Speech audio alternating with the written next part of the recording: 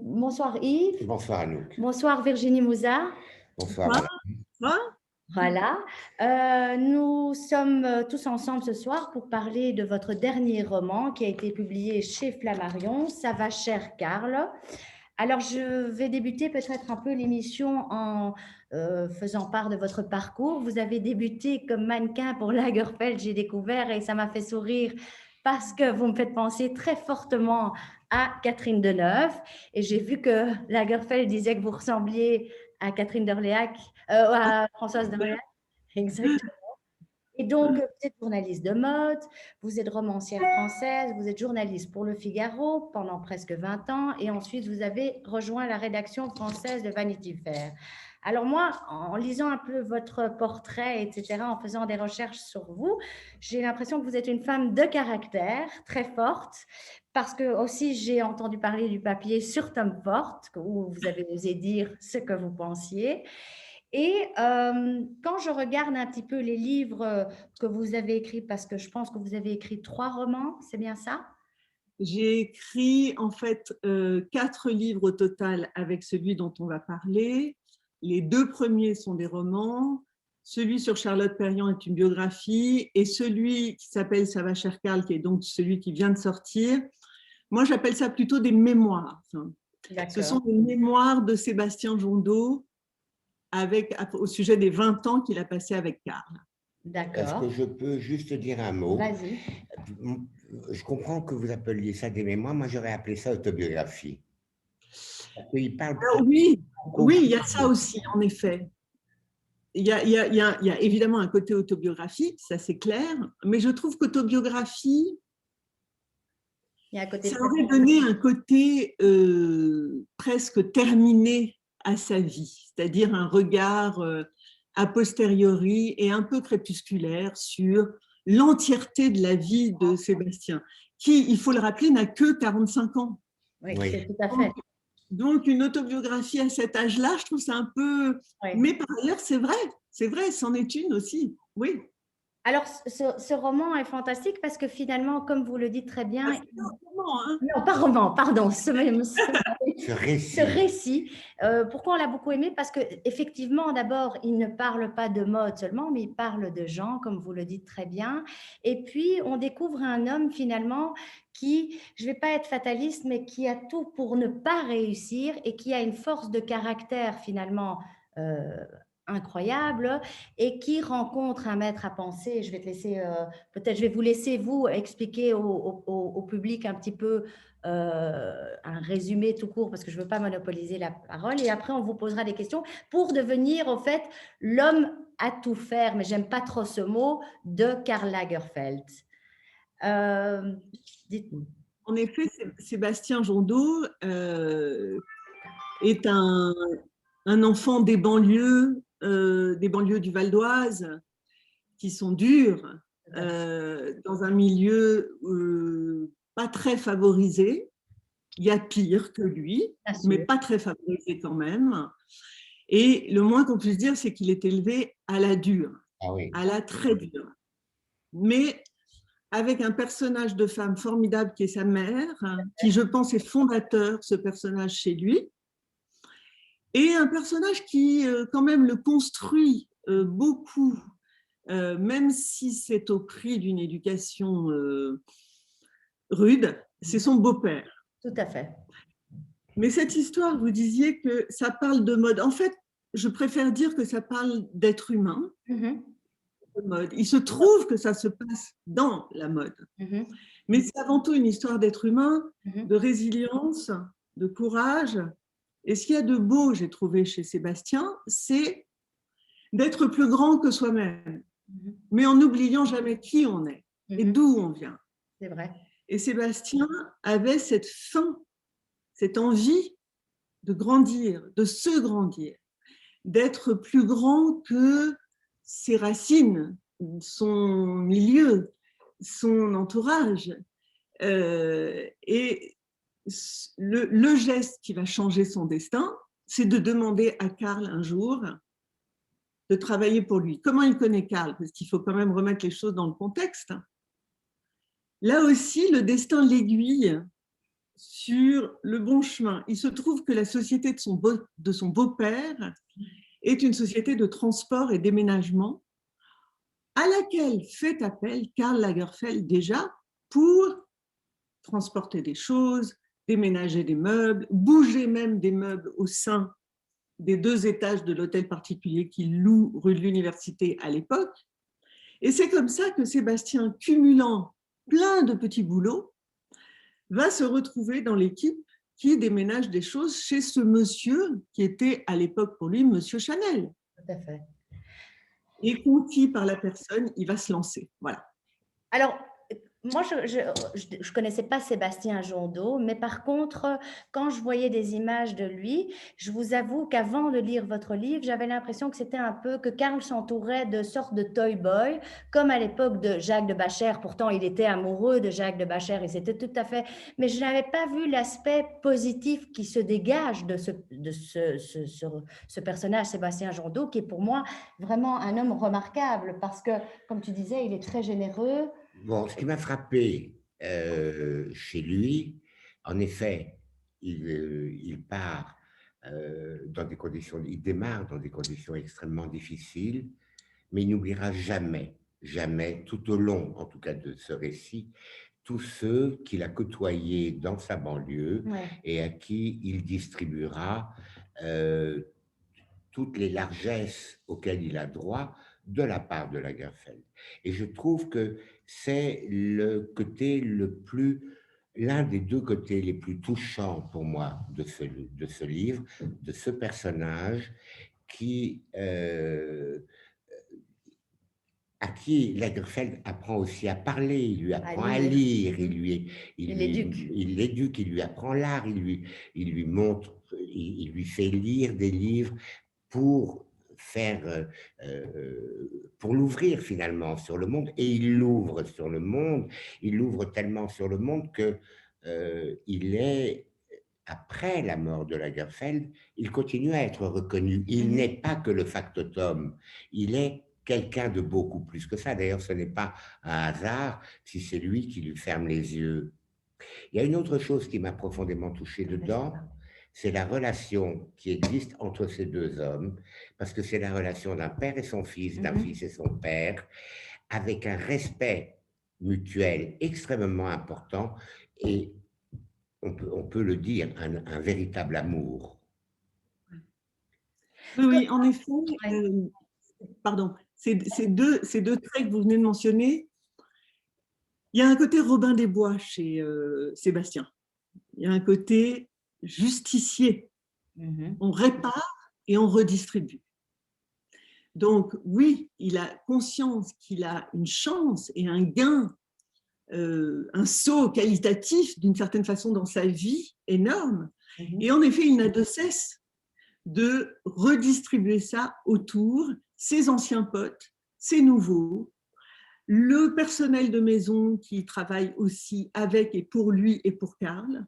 Ça, c'est énorme, en effet, et c'est une des colonnes vertébrales de Sébastien qui, je pense, fait que, contrairement à certains de ses anciens potes, il n'a pas terminé en prison, il a une éthique, et ça, c'est extraordinaire. Et puis, moi, j'ai assez bien connu Karl. C'est ça que j'allais vous demander après, ouais. Pour entendre Karl exprimer clairement un amour paternel ou filial, enfin, sur Sébastien, c'est rare, c'est rare. Et si Sébastien a appris autant de choses auprès de Karl, et si Karl l'a partagé autant de choses avec lui, c'est qu'il avait senti chez Sébastien cette envie de s'ouvrir aussi à lui, à ses références, à ses lectures, d'apprendre de cet homme. Il y a énormément de respect entre les 2. Et Karl a très bien dit, en effet, il y a une passation, il y a une transmission qui est de l'ordre de la relation père-fils entre lui. Et je pense que chacun répare quelque chose de son enfance à sa façon. Karl de son côté et Sébastien de son côté, dans leur relation ensemble. Il répare chacun quelque chose de blessé. Et c'est ça qui est magnifique. Pardonnez-moi, moi je suis complètement en dehors de la mode, ça ne me dit rien du tout. Je connaissais Lagerfeld de nom, bien évidemment, comme tout un chacun, mais il évoque votre livre, il évoque un peu sa mère. Il ne dit pas un mot du père. On peut imaginer que le père n'est pas là, ou en tout cas qu'il a joué un rôle totalement secondaire, et qu'il n'a pas rempli son rôle de père dans la transmission à l'enfant. Et Lagerfeld fait de Sébastien un enfant à qui lui va enfin pouvoir transmettre. Mais ce qui me surprend aussi, ce que vous dites dans le roman aussi, c'est qu'on a l'impression que Sébastien, aussi jeune qu'il soit, est quand même, je trouve, très stable, parce qu'il arrive il dit d'ailleurs, vous le dites dans le livre, que par moments Lagerfeld peut être odieux avec certains personnages, et lui le reprend, ou indirectement il lui fait comprendre tu as été trop loin avec un tel ou un tel. Donc je trouve que c'est quand même un type très intègre, malgré son jeune âge, parce qu'il aurait pu être très vite pris dans le tourbillon des folies et des excès, etc. C'est un type qui est propre, c'est un type qui est clair, à la grande différence du Baptiste qui est longuement évoqué dans le livre, qui lui, pardonnez-moi, mais Baptiste, pour moi, c'est une guape, ni plus ni moins. Mais pour reprendre ce que vous disiez tout à l'heure, je reviens un tout petit peu en arrière parce que ça me paraissait très intéressant sur l'absence du père. Chez Karl également, il y a l'absence du père. C'est-à-dire que Karl ne parlait que de sa mère, tout le temps, jamais de son père. Donc, pour l'un et l'autre, c'est pour ça que je dis qu'il y a une sorte de réparation mutuelle, parce qu'il y a une sorte de miroir dans l'absence des pères d'un côté et de l'autre. Et il y a des mères qui sont un peu des mères fouettardes, mais qui au moins donnent le goût de l'effort, de l'éthique, une colonne vertébrale mentale, etc. Ça me paraissait important de le dire. Donc, pardon de revenir à ça. Mais on le sent aussi. On le sent très bien, on le sent très très bien. Et Sébastien, même s'il est élevé à la dure, a la chance d'avoir, dès le départ, les éléments de cette colonne.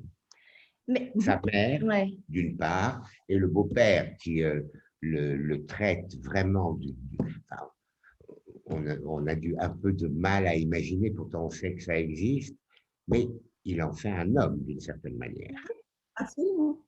Oui, mais moi, le beau-père, je ne trouve pas que c'est un personnage dérangeant par hasard, parce que d'ailleurs, il veut même après l'engager, je pense, quand lui-même travaille déjà depuis un moment chez Karl, il veut que Karl l'engage, je pense, sur des travaux de déménagement, où j'ai mal compris. Non, c'est long. C'est-à-dire que Karl était déjà client de la société de son beau-père. Voilà, c'est ça. Hein? Et Sébastien va rejoindre cette société et c'est comme ça qu'il va rencontrer Karl. Mais par ailleurs, ce qui est assez intéressant, c'est que, enfin moi, ce que j'ai senti derrière ce beau-père, qui en effet est très dur et dont on sent qu'il est dur parce que lui-même a été, d'ailleurs il le dit, élevé dans la dureté, pas d'enfance, pas le temps d'être un enfant. À 12 ans, cette expression est quand même extraordinaire, il faisait les huiles. Faire les huiles, ça veut dire dans la récupération des vieilles huiles de vidange, enfin des trucs. Oui, terrible. Et donc, schéma de reproduction, il reproduit l'enfance qu'il n'a pas eue sur Sébastien, etc., etc. Mais à la fin, quand il revoit son beau-père et qu'il est justement ce jour-là avec Karl, le beau-père l'appelle « mon fils chéri ». Ouais. Et les mots d'amour qui sortent de cette personne qui n'a été qu'un gendarme en permanence du jeune Sébastien sont confondants de tendresse et d'anachronisme. Ils viennent après coup, mais ils sont là. Est-ce que, pardonnez-moi, vous pensez vraiment qu'ils sont anachroniques et qu'ils viennent après coup? Parce que moi, j'ai eu le sentiment que, aussi dur soit-il avec Sébastien, il aime cet enfant. Ah oui, mais il l'aime, ça. Il l'aime. Il ne le lui dit jamais, mais il l'aime. Voilà. Ce qui me paraît anachronique, c'est l'expression de la chose. Mais c'est pas un peu comme la mère de Karl? C'est pas un peu comme la mère de Karl qui a été une femme, d'après ce que j'ai compris, pas seulement dans votre livre, mais en général, une femme qu'il a éduquée dans le protestantisme, je pense, très rigoureux. Et d'ailleurs, on retrouve ça finalement quand on regarde la maison de couture qu'il a fait évoluer. C'est presque, enfin, il n'y a pas d'autre moyen. Ça doit être dirigé de façon presque militaire, etc. Donc, quelque part, cette éducation rigide qu'il a eue, même si elle lui a ouvert le monde, enfin, les yeux sur le monde qui l'entourait, quelque part, il l'a reproduit lui-même. Sébastien l'a connu autrement, mais c'est cette rigidité finalement ou cette discipline qui permet de survivre et de garder les pieds sur terre. Et je suppose que c'est en ça qu'ils se sont reconnus peut-être. Il y a de ça et à la fois une grande fantaisie assortie à cette discipline. C'est ça le mélange assez magique parce que chez Sébastien, il y a aussi une part, il y a l'enfant en lui qui cherche à déconner, à s'amuser, à vivre, à faire du sport. Donc on n'est pas juste dans une chose uniquement régimentée. Karl aussi aimait aussi faire des blagues de salle de garde. C'était ce niveau-là.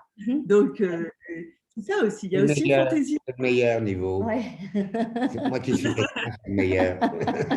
Mais je trouve aussi que vous nous rendez, parce que j'ai vu une vidéo sur Facebook, je pense, de vous et Karl, où vous assistez à un certain moment dans les studios, une petite robe qui est présentée, etc. Et je trouve que c'est la première fois, et c'est ce que vous décrivez aussi dans le livre, enfin, ce que lui dit, mais ce que vous reprenez, c'est qu'on sent quelque part que derrière ce cynisme ou cette dureté que Karl affiche, ça peut être un type très sympathique, qui a même de l'humour sur lui-même, d'une pudeur excessive, mais qui est quand même très généreux parce que finalement, il engage beaucoup de gens des quartiers défavorisés. Je veux dire, il reste quelque part, il n'est pas dans une tour d'ivoire, je trouve. Je voudrais juste dire une chose. Moi, je connaissais, le peu que je connaissais de Lagerfeld, c'était l'image qu'il a véhiculée, l'image publique qu'il a véhiculée. Et ce que montre votre livre, c'est que derrière le personnage public, il y a purement et simplement un homme, et un homme d'une très grande sensibilité. Ça, c'est une chose aussi, madame, qui m'a beaucoup touché dans votre écriture, c'est qu'il n'y a pas un portrait en pied de Lagerfeld, c'est juste par petites touches, page après page, vous construisez un personnage qui est la vie même, qui aime follement la vie. On le sent. On le sent, il n'a pas des caprices de diva, sauf à la fin, quand vraiment il arrive à la fin et qu'il demande du caviar, si mes souvenirs sont bons. Oui, mais même. Oui, mais même. Je veux dire, il n'a pas de caprice de diva, il ne se prend pas pour Lagerfeld quand il est avec les gens avec lesquels il se trouve. Et je trouve que ça donne un éclairage à ce personnage qui est bien plus intéressant de mon point de vue que le personnage public, parce que votre livre est une histoire d'homme, une histoire d'amitié et une histoire d'homme. Et ça, seule la voix de Sébastien et l'intimité qu'il a eue avec Karl pendant 20 ans pouvaient traduire le Karl intime, qui est ce que vous dites, qui est un Karl tendre, attachant, drôle, humble parfois, qui s'excuse auprès de Sébastien de le déranger ou qui sont en effet, si on prend cette image du côté du grand public, avec laquelle Karl a beaucoup joué, impensable, parce que le grand public a préféré voir un Karl capricieux, despotique, changeant d'humeur. C'est partie de l'image aussi, quelque part. Et Karl a joué de cette image. Mais c'est vrai que seule la voix de Sébastien, son expérience auprès de Karl, être 24 heures sur 24 avec cet homme quasiment, sans en être l'amant. Tout à fait. En étant une sorte de fils, voilà. Seul ça pouvait en effet dresser ce portrait d'un Karl intime, les petites touches dont vous parlez. Et ça, c'était très précieux quand j'écoutais Sébastien pour écrire ce livre. de garder ça. Comment vous choisissez en général, parce que moi je vous ai suivi dans les autres livres, comment vous choisissez vos personnages? D'abord, comme vous êtes journaliste de mode, je m'imagine que c'est tout à fait un autre métier d'être romancière. Ah, vous n'êtes plus? D'accord, ok. Donc aujourd'hui, vous êtes uniquement romancière ou vous êtes encore liée? D'accord. Comment vous choisissez vos personnages? Est-ce que c'est leur... J'ai l'impression qu'il y a chez vous, peut-être je me trompe, ce goût des gens qui prennent leur destin en main, qui ont cette force de caractère de rechercher la liberté. Qu'est-ce qui vous attire pour en faire des héros de vos romans, enfin de vos mémoires, enfin voilà. Voilà, Vos histoires. Charlotte Perriand et Sébastien sont des personnages réels. Oui. Et dans mes romans, si on peut chercher un fil rouge entre ces 4 livres, en effet, j'aime les destins qui aiment le dépassement de soi,